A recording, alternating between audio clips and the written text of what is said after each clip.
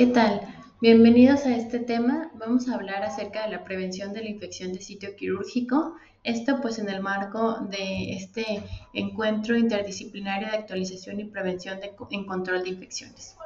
Pues en los temas previos ya debieron haber visto toda la parte de la epidemiología y cómo se relaciona la vigilancia epidemiológica con la prevención y control de infecciones asociadas a la atención de salud, así como las acciones generales que debemos seguir en las unidades de atención médica a fin de prevenir y controlar estas mismas infecciones. Y pues bien, dentro de este contexto de que estamos hablando, pues tenemos algunas acciones horizontales, que son en todas estas acciones generales que se plantean en el marco de la vigilancia epidemiológica, pero también tenemos algunas acciones verticales, que son la implementación de los paquetes de acciones preventivas. De manera que en esta presentación vamos a ver cuál es la definición de infección de sitio quirúrgico, vamos a repasar de manera breve cuál es la incidencia de las infecciones de sitio quirúrgico, también veremos cuál es la estrategia multimodal para prevenir la infección de sitio quirúrgico y vamos a hablar acerca de cuál es, ya de forma consolidada y breve, cuál es el paquete de medidas basadas en evidencia. Pues bien, comenzamos mencionando que las IAS o infecciones asociadas a atención en salud son una condición local o generalizada que es el resultante de la reacción adversa a la presencia de un agente infeccioso o su toxina. Muy importante es que pues esta infección no estaba presente y tampoco estaba en periodo de incubación cuando el paciente ingresó de la unidad, a la unidad de atención médica. También esta no estaba presente si no se diera dentro de una unidad médica, pues en este contexto de la atención a la salud y que puede manifestarse incluso después del egreso. Por ello es sumamente importante que aunque nuestro paciente se vaya de alta, pues se tengan protocolos de seguimiento a estos pacientes que tienen algún riesgo de contraer una IAS. Pues bueno, las IAS, como sabemos, son el resultado de la interacción de factores patógenos, de la resistencia antimicrobiana que se esté dando en el contexto particular. También tiene que ver con algunos factores propios del huésped, tales como comorbilidades, es decir, enfermedades que predispongan al paciente, como la diabetes, por ejemplo, algunas inmunodeficiencias, entre otras. También las edades extremas de la vida, es decir, pacientes que sean prematuros, recién nacidos o personas mayores de la tercera edad son los que van a estar un poco más susceptibles a contraer una infección, así como algunos problemas de salud agudos que por su naturaleza pues también provoquen esta baja de defensas o esta condición de susceptibilidad a nuestro paciente y por ello sea más propenso a contraer esta infección. Y pues también algunos factores del entorno en donde entramos el personal de atención médica, la capacidad, el adiestramiento, entre otras características propias de nuestro actuar que influyen en que se presente o no se presente una infección. También la selección del tratamiento, es decir, qué dispositivos invasivos vamos a utilizar. Como sabemos, pues los dispositivos invasivos son críticos, de manera que hay que seguir recomendaciones muy puntuales para la aplicación de cada uno de ellos, pero lo más importante es que estos deben de tener una justificación clínica, es decir, que únicamente se deben de colocar cuando son estrictamente necesarios. También los antibióticos que se están seleccionando para tratar ese determinado padecimiento y pues cuando ya se presenta una infección, y se comienza a dar tratamiento empírico, pues ver que efectivamente el protocolo que se está teniendo respecto a la dotación de determinado antibiótico, pues sea lo más recomendable de acuerdo a los estudios de susceptibilidad que se hayan realizado dentro de la unidad, porque cada unidad tiene características diferentes y pues la microbiota que se encuentra es muy distinta en cada uno de los lugares. Por lo tanto, es muy indispensable tener todo este estudio de razonamiento sobre lo que se está administrando y contra qué nos estamos enfrentando. Y otra parte muy importante dentro del ambiente son las medidas de prevención que se aplican. Entonces, como pueden ver, dentro de todos estos factores, pues básicamente nosotros podemos actuar directamente sobre el personal, es decir, yo no puedo cambiar probablemente los factores patógenos que me están rodeando, Tampoco puedo cambiar algunas características propias de mi paciente, pero sí puedo entonces mejorar las prácticas, hacer un uso racional de los dispositivos médicos invasivos, así como de los antibióticos, entre otras acciones varias. Bien, entonces la infección de sitio quirúrgico, pues es un proceso infeccioso que surge de la multiplicación de microorganismos patógenos en una herida quirúrgica o sitio de incisión con signos y síntomas locales o sistémicos dependiendo de la severidad de la infección. Es muy importante porque esta suele contraerse durante la operación, ya sea en forma exógena o endógena, como parte de la microbiota de la piel o del sitio de operación, si no se hizo una antisepsia adecuada. Tenemos algunos tipos de infección de sitio quirúrgico, básicamente el Manual de Procedimientos Estandarizados para la Vigilancia Epidemiológica nos define tres tipos de ISQ, que es la infección asociada, la infección incisional superficial. Esta se va a presentar después, en el periodo de 30 días posteriores a que se realizó la cirugía. Tenemos también la infección incisional profunda, que se va a presentar desde los 30 a los 90 días posteriores a la cirugía, y cuando hubo colocación de implante o prótesis, entonces vamos a vigilar hasta un año, porque este es el marco en el que podría aparecer este tipo de infecciones. Y pues bueno, también tenemos infecciones de órganos y espacios. En estos tenemos un margen de presencia desde los 30 hasta los 90 días, y puede ir también hasta un año si igual se colocó implante o prótesis. Entonces, pues estas evidentemente se clasifican según la profundidad y del compromiso de los tejidos en los que se da esta infección. Como ya mencionábamos, el Manual de Procedimientos de Estandarización de la Vigilancia Epidemiológica entonces me da esta clasificación y me dice cómo va a notificarse cada una de estas infecciones. Y en este algoritmo es muy claro y me parece muy importante que se conozca, porque aquí tenemos, así como una infección confirmada por laboratorio, tenemos la infección que es definida clínicamente, es decir, cuando no se tiene la posibilidad de la toma de cultivo, aunque el estándar y el ideal debería de ser que al 100% de los casos de IAS detectados se les tome la muestra para diagnóstico microbiológico y pues evidentemente poder dirigir el tratamiento que se seguirá. Pues a veces no es posible esto, pero la notificación siempre debe de realizarse para que ésta pueda agregarse a los canales adecuados y pues se pueda dar la retroalimentación que compete, porque pues aquello que no se notifica difícilmente puede tener su seguimiento y como consecuencia de esto llevarnos a un proceso de mejora. Entonces, solamente en los casos en donde no se cuenta con los criterios clínicos para diagnosticar una infección incisional, ya sea superficial, profunda o de órganos y espacios, es en el caso en donde se descartaría la infección de sitio quirúrgico, y pues por lo tanto no habría notificación. De no ser así, reitero, pues todas las infecciones relacionadas a sitio quirúrgico se reportan, ya sea confirmadas por laboratorio o definidas clínicamente sin más. Pues bien, entonces ahora tenemos la clasificación por tipo de herida, y estas, pues es importante tener en consideración los diferentes tipos de clasificación que tenemos, que esto básicamente pues lo hace el cirujano al terminar su operación.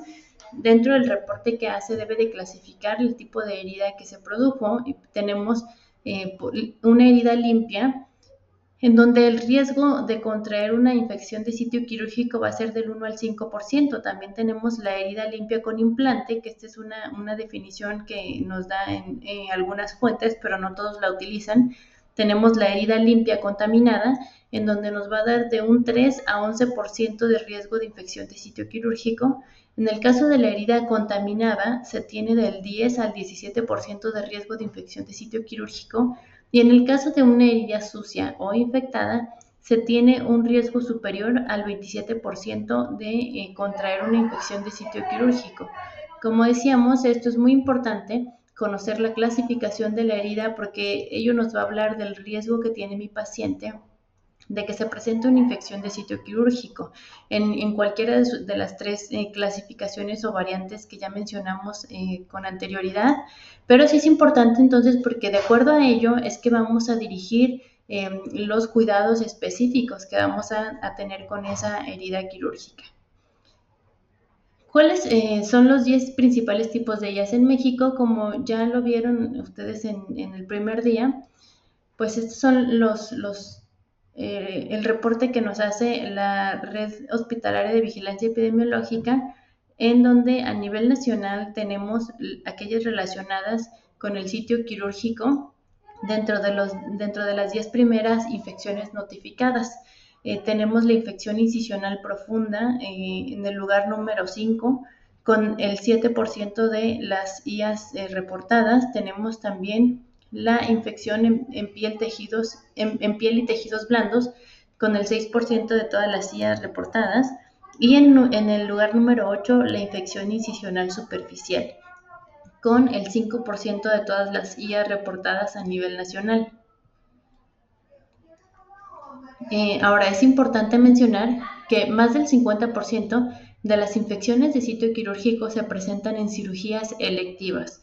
En muchas ocasiones tenemos estas situaciones donde nos dicen que los pacientes entran como urgencias a las cirugías y por ello pues no se siguen adecuadamente todos los protocolos, pero como vemos aquí en estos datos, pues el 50% de las infecciones de sitio quirúrgico son en cirugías selectivas, de manera que no tenemos justificación para decir que es por una situación de urgencia que no se siguen los protocolos, sino que pues es realmente una falta de apego a ellos.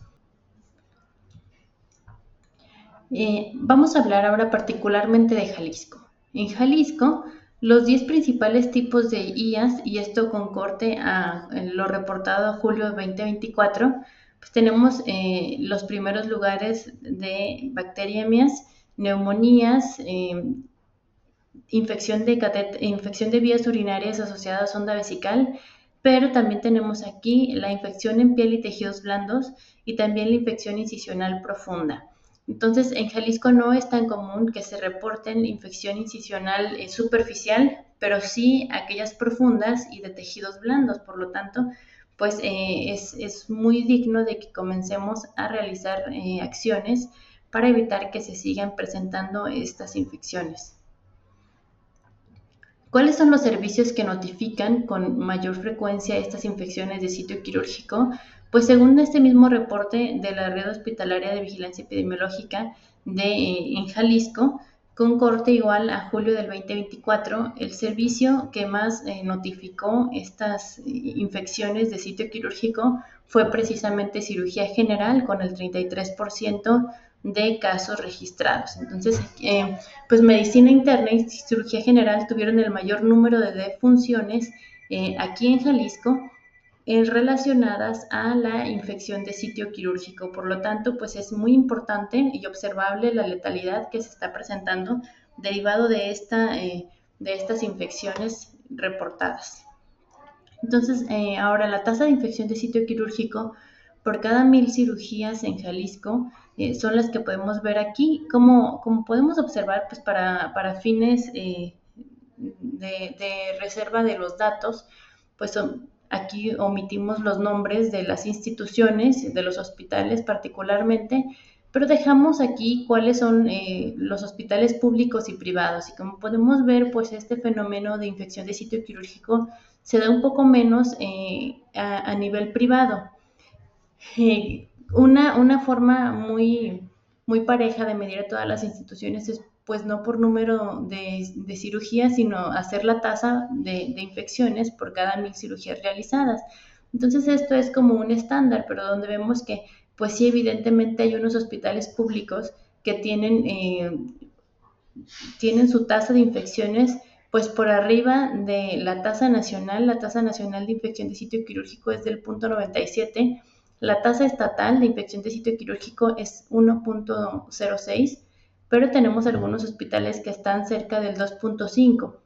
Por lo tanto, pues esta supera incluso la tasa estatal, de manera que pues habrá que hacer algunas acciones muy particulares en estas instituciones en donde se presentan mayores tasas de infección de sitio quirúrgico. Y bueno, en total se han reportado hasta el corte de julio del 2024 84 casos de infección incisional superficial, 162 de infección incisional profunda y 95 reportes de infección de órganos y espacios.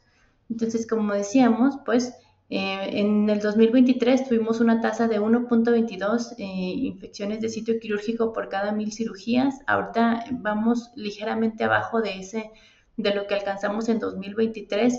Sin embargo, pues todavía es necesario que conjuntemos más acciones y que pongamos especial énfasis en este paquete de acciones preventivas, porque pues como mencionábamos, aún así estamos por arriba de la media nacional. Ahora, ¿cuáles son estos microorganismos asociados a infección de sitio quirúrgico? Pues tenemos en su mayoría que son causadas por E. coli. Entonces, esto también se ha demostrado que tiene una gran un gran índice de resistencia antimicrobiana, por lo tanto es pues muy observable y debemos de prevenir en su mayoría que se den ese tipo de infecciones. Como decíamos, las tasas de letalidad las tienen principalmente los servicios de medicina interna y de cirugía, y pues hasta este mes se han registrado 11 defunciones, en donde 6 han sido de infecciones incisionales profundas y 5 relacionadas a infección de órganos y espacios.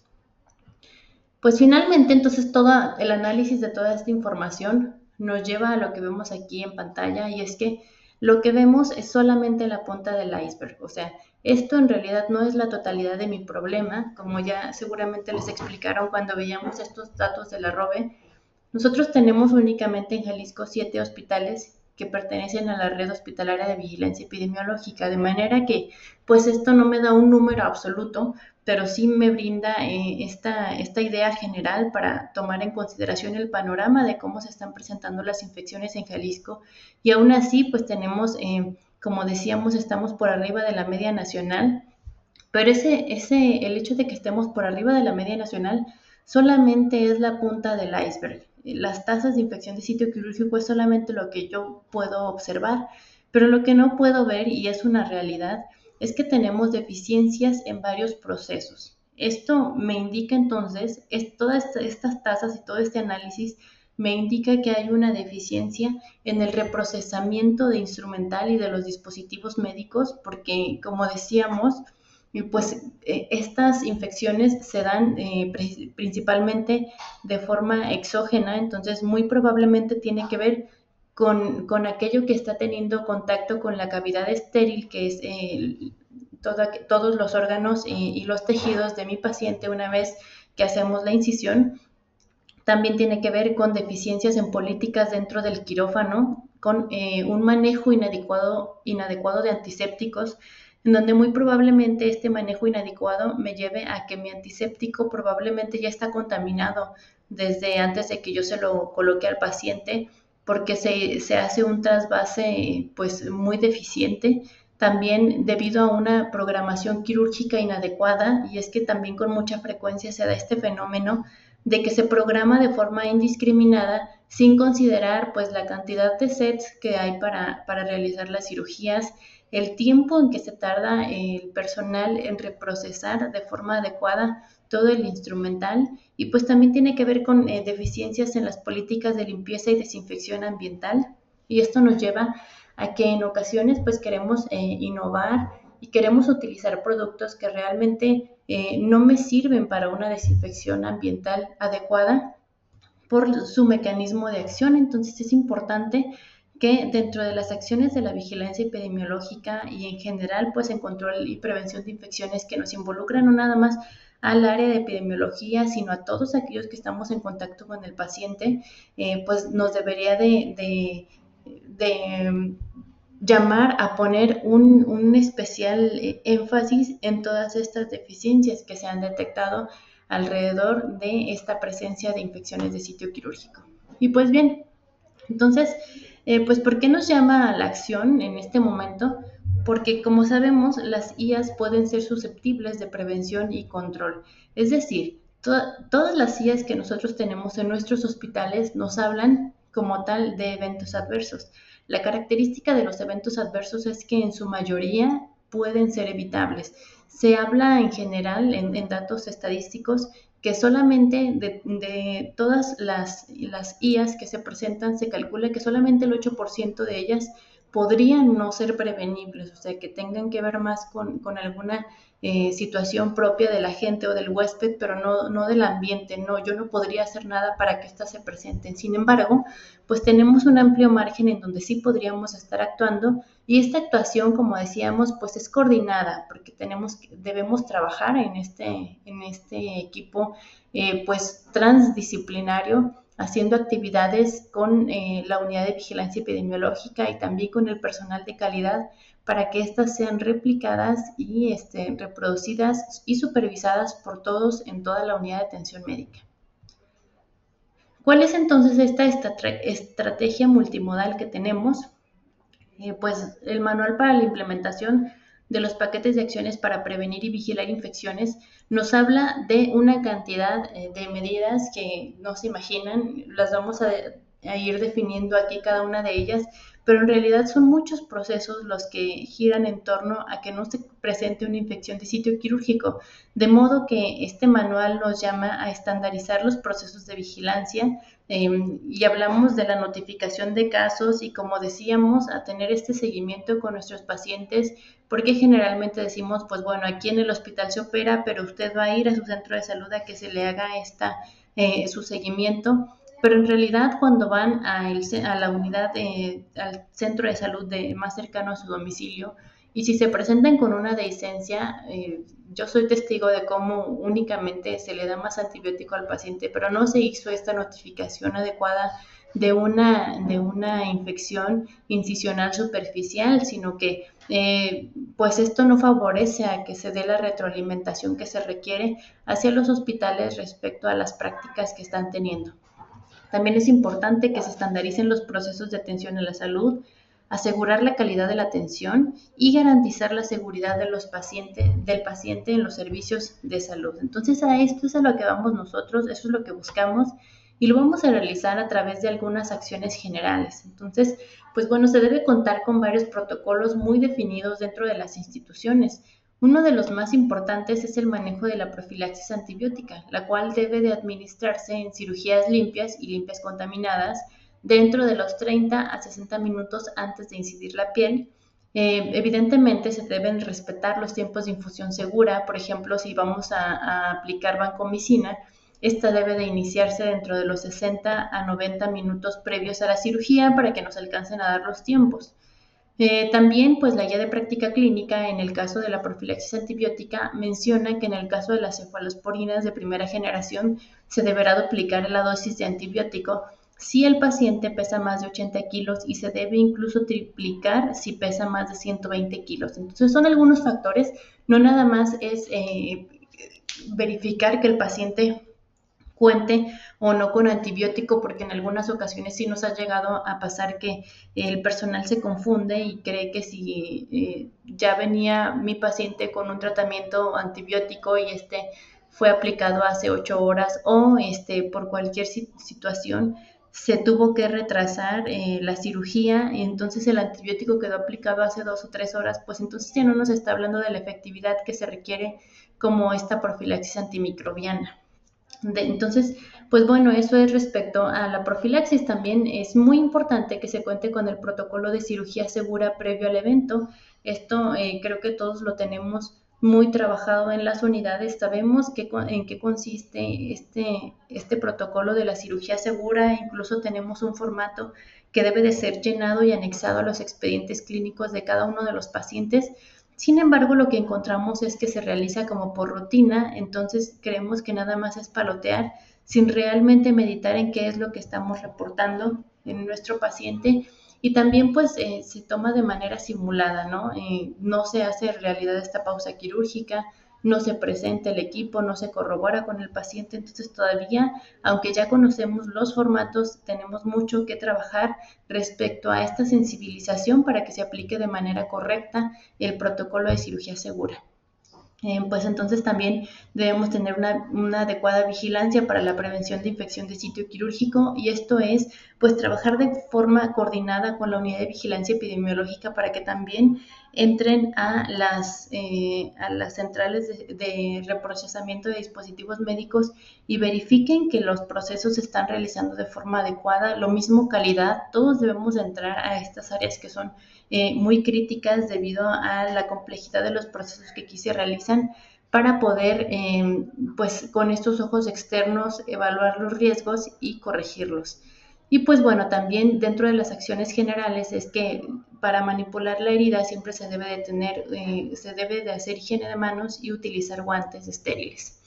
Entonces, algunas de las medidas previas dentro del área, entonces, es que debemos verificar que se cuente con presión positiva en el quirófano. Algunas de otras características de infraestructura, como ya sabemos, pues se deben de evitar las texturas, las paredes deben de ser lisas, lavables. Y pues bueno, dentro de ahí también entra la limpieza y desinfección del área quirúrgica, de acuerdo a los protocolos institucionales. También el protocolo de trazabilidad del material e instrumental quirúrgico, el lavado de quirúrgico de manos con clorexidina al 2%, y pues aquí es muy importante, se sugiere utilizar la clorexidina o soluciones con base de alcohol para reducir el número de unidades formadoras de colonia de las manos. Y pues si no se cuenta con este recurso, entonces puede utilizarse yodopovidona, pero ya debemos de ir descartando el lavado quirúrgico con cloruro de benzalgonio o con jabón quirúrgico. No es el antiséptico adecuado. Entonces, lo que hoy por hoy debemos de estar utilizando es mínimamente yodopovidona, y en el mejor de los casos, pues clorexidina del 2 al 4%. Importante porque la duración de la antisepsia quirúrgica, o sea, es decir, del lavado de manos, debe de ser de 3 minutos. Entonces, si bien lo que buscamos pues no es sangrarnos las manos o hacernos laceraciones, porque esto evidentemente sería perjudicial, lo que sí buscamos es que el antiséptico alcance a actuar de la forma adecuada. Y pues recordemos que para el lavado de manos y el reducir justamente el número de unidades formadoras de colonia, pues actúan tanto el proceso químico del antiséptico como el proceso mecánico, que es a través del tallado. Por lo tanto, sí es muy importante que el lavado quirúrgico dure al menos pues 3 minutos. Otro de los puntos es que, como decíamos, se deben de tener los insumos indispensables para las cirugías programadas, de modo que aunque queramos hacer unas jornadas quirúrgicas y esto en teoría suene muy padre y pueda presentarse como un proyecto increíble, si no se cuentan con los sets de cirugía necesarios o con todo el instrumental que se requiere para garantizar que en este paciente todo el instrumental será esterilizado, porque ojo, para cirugía no debo de meter de preferencia instrumental que haya sido desinfectado únicamente, o sea, tratado con glutaraldehído, desinfección de alto nivel, porque al ser un procedimiento crítico, entonces todo debe de estar esterilizado. Uso de uniforme quirúrgico exclusivo para esta área, y esto es un punto muy importante y quizá muy debatido, porque aquí sobre todo con nuevas y viejas generaciones, pues nos encanta traer el uniforme quirúrgico por todo el hospital, incluso en la calle. Entonces sí es muy importante comenzar a crear estrategias para concientizar al personal sobre la aportación del uso del uniforme quirúrgico. Y pues la siguiente medida es la indicación del procedimiento quirúrgico documentada, que podrá parecer demasiado evidente, pero en realidad todavía en muchas unidades los cirujanos no tienen todavía esta, eh, ¿cómo podemos llamar? Esta práctica o esta rutina de en las hojas de indicaciones médicas, allí anotar que el paciente va a pasar a una cirugía, así como también vemos con frecuencia que no se coloca, no se indican los antibióticos profilácticos. Entonces esto es un punto también en donde se debe de trabajar con los cirujanos para que tengan cuidado con esta parte de la prescripción.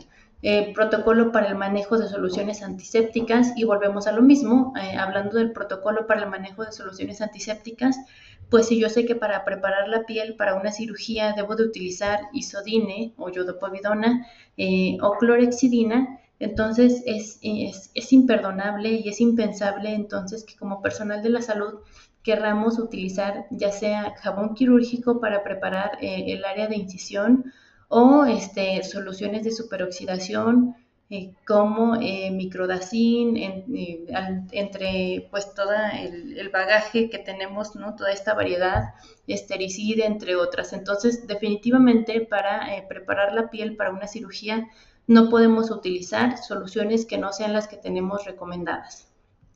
¿Cuáles son algunas otras medidas previas para el paciente ahora?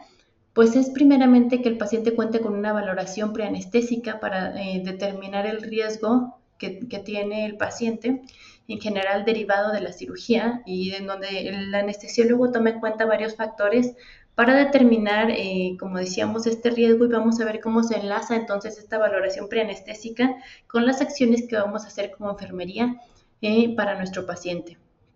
También una medida previa es la cirugía programada, que en todos estos casos de cirugías programadas o electivas cuenten los pacientes con niveles de glucosa segura. Esto es muy importante porque los niveles de glucosa elevados en sangre pueden comprometer la respuesta inmunitaria y aumentar el riesgo de infecciones asociadas a la atención en salud debido a la disminución de la actividad de los neutrófilos. Esto también altera el proceso de cicatrización, ya que la glucosa elevada altera la producción de colágeno, retardando así la cicatrización. Además de esto, la hiperglucemia incrementa la adherencia bacteriana a los tejidos, facilitando la colonización, y con esto la infección también la facilita. También preferentemente debe de evitarse programar a cirugía a pacientes que tengan alguna infección coexistente, a menos evidentemente de que se trate de una urgencia. Otra de las recomendaciones es el baño completo un día antes de la cirugía. Y otro más, el día del evento quirúrgico, se recomienda que el baño previo a la cirugía sea baño seco con clorexidina. También se debe de realizar higiene bucal con clorexidina al 0.12% cuando se infiere que el paciente va a ser sometido a una intubación endotraqueal. Otra de las medidas previas es aplicar mupirocina ungüento en la fosa nasal del tercio distal para favorecer la descolonización de Staphylococcus aureus. Esto sobre todo pues en cirugías ortopédicas y cardiovasculares, o aquellas que implican la colocación de implantes o prótesis con la finalidad, pues como decíamos, de descolonizar. Este procedimiento es importante que no se realice como una rutina, o sea, es decir, en todas las cirugías, porque tenemos un alto grado de posibilidad de resistencia. También es muy importante que no se realice ningún tipo de eliminación de cabello o vello, a menos de que este sea necesario, y cuando es necesario se debe de realizar con cortadora en el tiempo más cercano al procedimiento quirúrgico. Entonces definitivamente debemos evitar el uso de rastrillos previo a llegar al quirófano al paciente. Algunas de las medidas transoperatorias es realizar la antisepsia de la piel en el sitio quirúrgico. Aquí, como decíamos, preferentemente utilizaremos clorexidina del 2 al 4%. Esto es porque para la preparación de la piel se recomienda el uso de soluciones con alcohol en combinación con clorexidina o iodopovidona, salvo, como ya sabemos, en situaciones de hipersensibilidad o contraindicación específica. Por ejemplo, pues no vamos a utilizar la iodopovidona en recién nacidos que pesen menos de 1,5 kilos o pacientes con algún problema tiroideo. También es muy importante mantener los principios de asepsia durante la cirugía, verificar y controlar las constantes vitales, evitar hipotermia, valorando el uso de las soluciones intravenosas tibias cuando vamos a infundir volúmenes mayores a 500 mililitros. Estas deben de estar a una temperatura de 37 y 38 grados, y también pues para evitar la hipotermia, si se cuenta con colchones térmicos, podrían utilizarse. Importante también mantener los niveles de glucosa en sangre en el transoperatorio entre 110 y 180 miligramos por decilitro, principalmente en pacientes que se conocen con diabetes, cirugías cardíacas o pacientes que tienen múltiples comorbilidades. De igual forma, en caso de tiempo prolongado o pérdida mayor a 1.5 litros de sangre en el transoperatorio, se debe de aplicar una segunda dosis de antibiótico de acuerdo a los protocolos que cuente la unidad de atención médica. Y pues nuevamente para la prevención de infecciones por infección de sitio quirúrgico, se debe de realizar la valoración y clasificación de la herida quirúrgica en la cirugía, es decir, se clasificará si esta es limpia, limpia contaminada, contaminada o sucia, como decíamos, pues con la finalidad de identificar los cuidados específicos. Entonces, como notaron, ya llevamos en dos momentos en donde se debe de monitorizar la glucosa, tanto en el preoperatorio, aquí hablamos de monitorización de la glucosa en el transoperatorio, y bueno, ahora dentro de las medidas del postoperatorio, nuevamente vamos a tener que estar monitorizando la glucosa. Es muy importante, aunque ya no lo menciono aquí en la diapositiva, sí es importante que también esta se esté monitorizando en el posoperatorio al menos las primeras 24 horas. Y bueno, ¿qué otras medidas posoperatorias debemos de seguir? Mantener la temperatura no menor a 35.5, porque como sabemos la hipotermia intraoperatoria puede reducir la perfusión sanguínea en los tejidos y con ello la oxigenación, para lo cual es crucial el proceso de cicatrización. Entonces, tanto en el transoperatorio como en el postoperatorio, por las mismas condiciones de cicatrización, es muy indispensable que el paciente no tenga hipotermia, salvo en cirugías cardíacas o en aquellas que se considere como parte del protocolo la hipotermia. También tenemos algunas medidas posoperatorias en hospitalización, como es la promoción de la suspensión del antibiótico profiláctico dentro de un periodo máximo de tiempo de 24 horas, de acuerdo al procedimiento que se realizó. Es decir, la mayoría de las guías nos comentan que si fue una cirugía limpia o una cirugía limpia contaminada, no debería de extenderse el antibiótico más allá de las 24 horas. Esto evidentemente pues dependerá del juicio clínico del médico, pero sí es importante que no se alargue más allá de lo necesario. Y pues bueno, también de acuerdo a la clasificación y condiciones de la herida quirúrgica, se debe de descubrir esta herida hasta las 24 a 48 horas del posoperatorio, a menos de que exista otra indicación expresa. Y esto es muy importante porque ya debemos de superar estas indicaciones médicas donde nos dicen cambio de apósito de la herida quirúrgica por razón necesaria. Entonces, por razón necesaria yo debo de entender que es una razón muy necesaria para el cambio del apósito, es que el paciente tenga evidencia de un sangrado activo en donde esta pues evidentemente esté saliendo a través de la herida y yo pueda ver una mancha de sangre rojo brillante, ¿no? También otra es cuando tenemos abundante exudado o que por las características mismas de la cirugía me esté hablando de que va a haber un exceso de supuración. Entonces en estos casos sí habrá que mantener, pues cambiar el apósito, ¿no? Pero si no se cuentan con estas evidencias, entonces lo que debo de hacer es mantener mi herida sellada al menos de 24 a 48 horas. Ahora, cuando vamos a manipular la herida, previamente se debe de hacer higiene de manos, como hemos mencionado. Esta es la base para todos los paquetes preventivos, la higiene de manos y utilizar guantes estériles. ¿Qué pasa entonces si tenemos un paciente que va a pasar a bañarse, ¿no? En el caso, por ejemplo, de las pacientes de poscesárea, pues en estos casos se debe de proteger la herida quirúrgica antes y durante el baño del paciente o preferentemente utilizar baño seco con clorhexidina.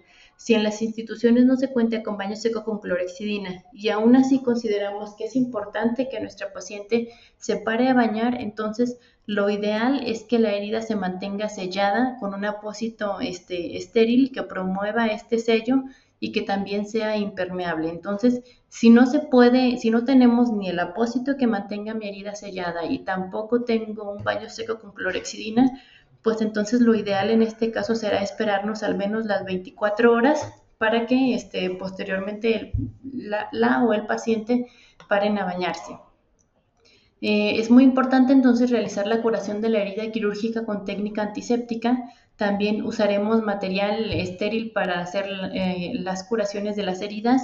Ya impensable que estemos poniendo cintas o telas adhesivas que traíamos en la bolsa o que han estado en el carrito de curaciones paseándose por todo el servicio, o que cortemos previamente estas cintas y las dejemos pegadas a la pared o a la cama del paciente.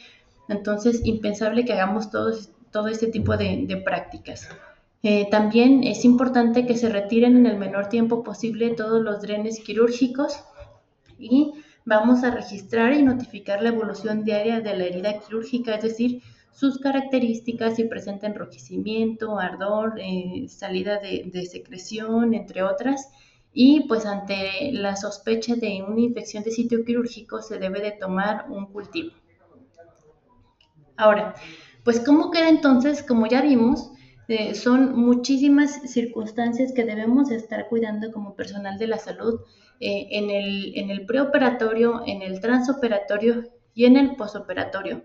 La idea de los paquetes preventivos es agrupar aquellas actividades que me presentan un mayor riesgo para los pacientes, y entonces en este caso la Federación nos indica 5 actividades que debemos verificar en todos los paquetes preventivos.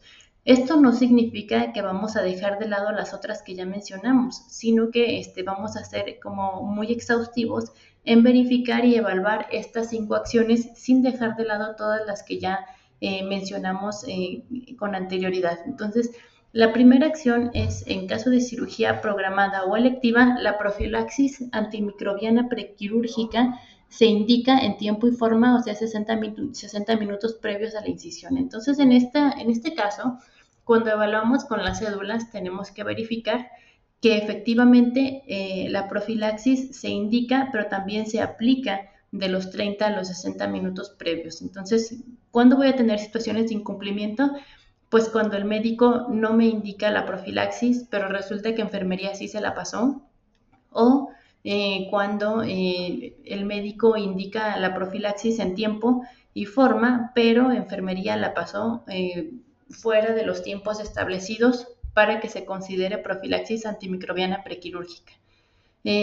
Para la segunda acción que voy a verificar es que en caso de requerir eliminación de vello o cabello, se realiza de 20 a 30 minutos antes de la cirugía con cortadora eléctrica o tijeras. Es muy importante que verifiquemos y que preguntemos a nuestros pacientes con qué, si es que le realizaron tricotomía, con qué se le realizó, porque luego nos aprendemos como si fuera un mantra todas las acciones que debemos de realizar, y entonces si van y nos preguntan, nosotros como personal aplicativo diríamos, sí, se realiza con cortadora, sí, se realiza con tijera, pero resulta que le preguntamos a nuestros pacientes y ellos nos dicen que utilizaron un rastrillo, ¿no? Entonces hay que ir verificando esto, y sobre todo también hacer acciones muy enfocadas a evitar que el personal tenga a la mano pues los rastrillos. Si no queremos que el personal utilice rastrillo para la tricotomía, pues hay que evitar en la medida de lo posible tener estos insumos en las áreas. El tercer lugar es que el médico prescriba y valore el monitoreo de los niveles de glucosa en sangre, y como decíamos, es en el pre, en el trans y 24 horas en el posoperatorio. De manera que estas pues debe de estar la correlación. Debo de verificar que el médico lo está indicando, pero también debo de verificar que enfermería lo está tomando en estos 3 momentos.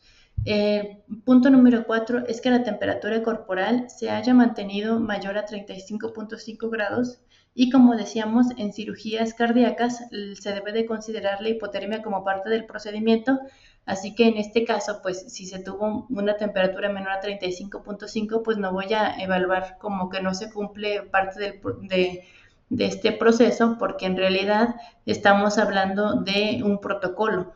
Entonces, salvo esta situación, pues la temperatura corporal debe de estarse monitoreando en el pre, en el trans y en el post quirúrgico. Como decíamos, esto tiene que ver directamente con la cicatrización, por lo tanto es muy importante que la temperatura corporal esté siendo regulada.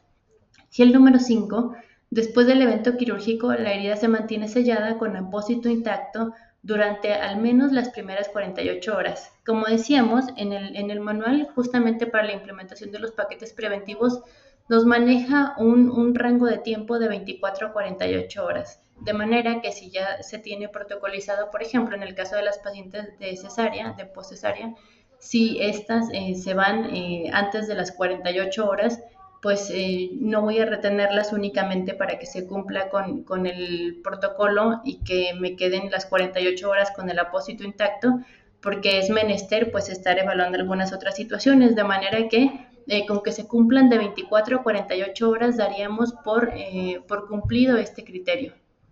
Ahora, tenemos algunos consensos con los que hemos estado trabajando para la estandarización del cuidado de la herida, en donde hablábamos que tenemos el sistema CENIC y el sistema NIS. Entonces, estos sistemas son índices de medidas de riesgo que se pueden comparar para predecir el riesgo de infecciones. La ventaja del sistema NIS sobre el sistema CENIC es por la toma de decisiones dentro del quirófano que nos proporciona el sistema NIS. Es decir, para el sistema CENIC yo requiero como uno de los criterios que el paciente tenga más de 3 diagnósticos posoperatorios. De esta forma, pues tendría que el paciente salir de quirófano y el médico hacer su nota para poder determinar el riesgo que tiene aquí. La ventaja entonces que nos ofrece NICE es que yo no requiero ese criterio, de tal manera que justo antes de que el paciente salga del quirófano yo puedo tener el total del puntaje y entonces ver cuáles las acciones que vamos a realizar. Entonces, el sistema NIS nos valora el criterio de clasificación ASA 3, 4 o 5 y con esto les da un punto. En cirugía contaminada o sucia también le da un punto, y en el caso de cirugía con un tiempo de duración superior a las 2 horas también nos le daría un punto. Y entonces ya a partir de estos nos da el número de criterios positivos y el riesgo de infección que tiene. Con el sistema NIS tenemos con 3 criterios positivos un riesgo de infección del 15% y habría que tomar entonces medidas para reducir este riesgo de infección. Y mucho ojo porque esto son básicamente cuestiones propias al paciente o al tiempo de exposición de la cirugía, pero pues esto evidentemente si no se hizo un reprocesamiento del instrumental adecuado, pues evidentemente no va a tener mi paciente solamente un 15% de riesgo, sino que este riesgo se va a incrementar por muchísimo, porque ya hubo una ruptura de los procesos y de los protocolos que no fueron aplicados adecuadamente. Entonces esto es un riesgo considerando que todos los procesos y los protocolos se hicieron de manera correcta. Sin embargo, hay algunos factores con los que yo no puedo corregir, y entonces me da por eso esta clasificación. Por eso vemos riesgos de hasta el 15%. Pero como decimos, pues habría que sumar cuando no se tienen adecuadas praxis. Y pues estos decíamos que se basan también en la clasificación ASA, y esta es una clasificación que realiza el médico anestesiólogo. Entonces, pues en el ASA 1 tenemos pacientes sanos sin enfermedades sistémicas, en el ASA 2 pacientes con enfermedades sistémicas leves que no limitan su actividad, por ejemplo, una hipertensión leve controlada, diabetes mellitus controlada, o fumadores que no tengan signos de EPOC, y también personas que tengan IMC entre 30 y 40. En el ASA 3 tendríamos pacientes con enfermedades sistémicas severas que limitan su actividad, pero que no son incapacitantes, por ejemplo, una diabetes mal controlada, una hipertensión arterial severa, EPOC, o también índice de masa corporal superior al 40. Y pues en el ASA 5 es un paciente con enfermedad, en el ASA 4 tenemos un paciente con enfermedad sistémica severa, que es una amenaza constante para la vida, en este caso insuficiencias cardíacas, insuficiencia renal crónica, shock séptico, angina de pecho inestable, entre otras. Y pues ya en los grados 5 y 6 pues son pacientes mucho más delicados. En el caso del paciente 5 es un paciente moribundo que no se esperaría que sobreviva sin la cirugía, y en el ASA 6 es paciente que ya tiene una muerte cerebral, pero se está buscando la procuración de órganos, por eso es que se entra a cirugía. Entonces, de acuerdo a estos riesgos que veíamos, hay un algoritmo de evaluación de riesgos en donde con respecto a la clasificación ASA se verá el riesgo que tiene de una infección. Entonces consideramos el riesgo ASA, pero también el índice de masa corporal, En el caso entonces de que nos dé un riesgo bajo o un riesgo medio, utilizaremos únicamente un apósito avanzado que me dé las características de mantener mi herida sellada, impermeable, que absorbe el exudado y que me permite entonces que el paciente, por ejemplo, entre a bañarse sin que se moje o se desprenda el apósito, entre algunas otras ventajas. Y cuando tenemos un riesgo alto, entonces se utilizaría la terapia de presión negativa de manera profiláctica. Y pues bueno, ¿qué buscamos entonces con nuestro apósito? Buscamos que me dé una cobertura óptima de la herida quirúrgica, es decir, mantener la temperatura de la herida. Como decíamos, no es bueno la hipotermia, entonces se va a mantener la temperatura, un ambiente húmedo idóneo, porque necesitamos un ambiente húmedo para propiciar esta cicatrización. También que el apósito me ofrezca un control del exudado, que el adhesivo sea gentil y que no ocasione daño perilesional, sobre todo en pacientes en edades extremas de la vida.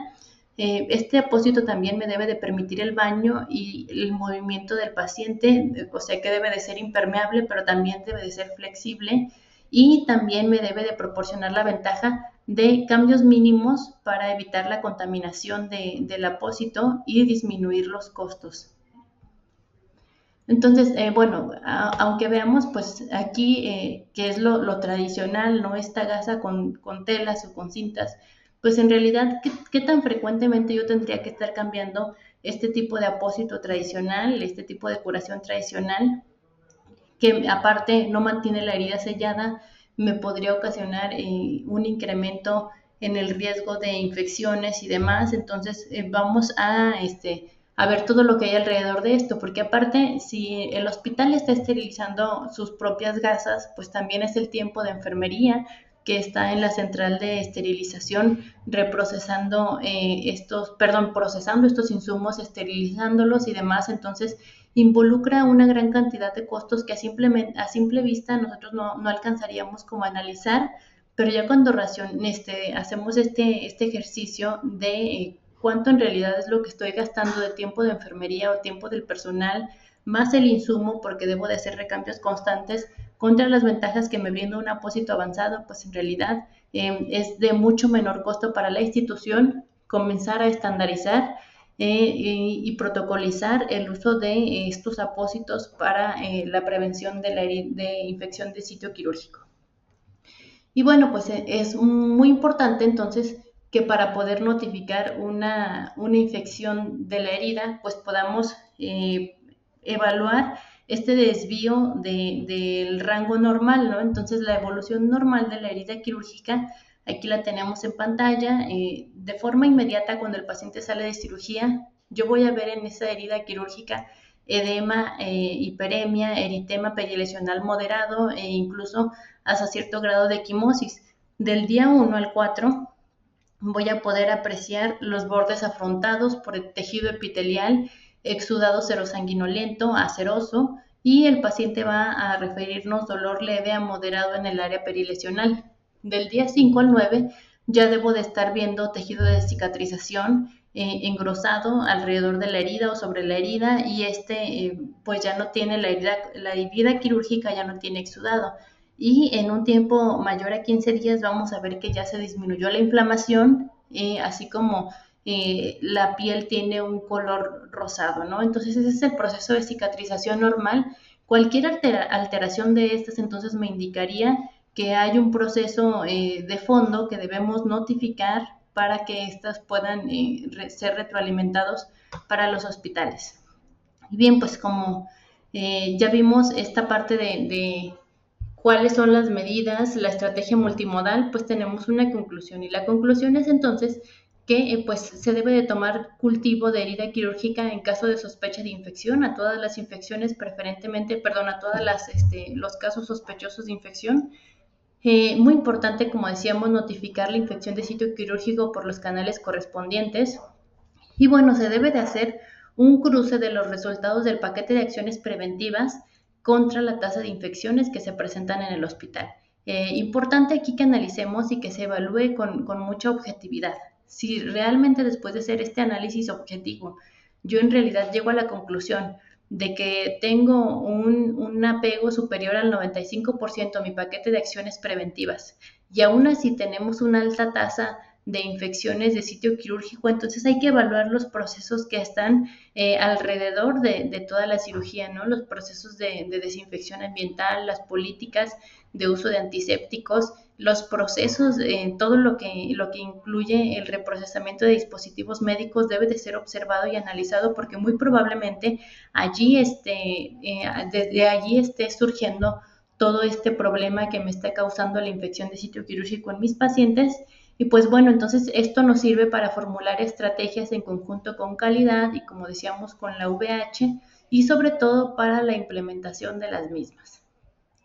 Pues bien, espero que haya quedado esclarecido este tema. Cualquier duda que surja al respecto, pues estamos apoyándonos desde la supervisión de la Coordinación Estatal de Enfermería OP de Servicios de Salud Jalisco a sus órdenes para cualquier esclarecimiento de dudas, capacitaciones y demás que se requiera en torno a la implementación de estos paquetes de acciones preventivos. Muchísimas gracias por acompañarme hasta el final de este video.